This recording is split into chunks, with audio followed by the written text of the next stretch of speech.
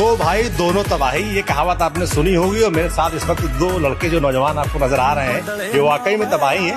और तबाही जो दो भाई वाली बात मैंने बोली, ये दोनों पक्के दोस्त भी हैं। ये वेदांत सिंह है और ये अनुज अग्निहोत्री है। ये रैंक 1 लाए हैं यूपीएससी में, पूरा राजस्थान अपने परिवार का नाम रोशन किया है। और वेदांत उनके पक्के वाले दोस्त हैं। तो सबसे पहला सवाल तो भाई आप दोस्तों से मेरा यही है, ये बताइए कौन सी कुंजी आप दोनों को मिल गई थी कि दोनों भाई यूपीएससी निकाल दिए यार? दोनों ने जोधपुर से पढ़ाई करी है। इन्होंने एम्स जोधपुर से पढ़ाई करी है, मैंने एलयू जोधपुर से पढ़ाई करी है। ज्यादा अच्छा कौन खेलता है वॉलीबॉल, ये बताइए। अच्छा यार इतनी ईमानदारी।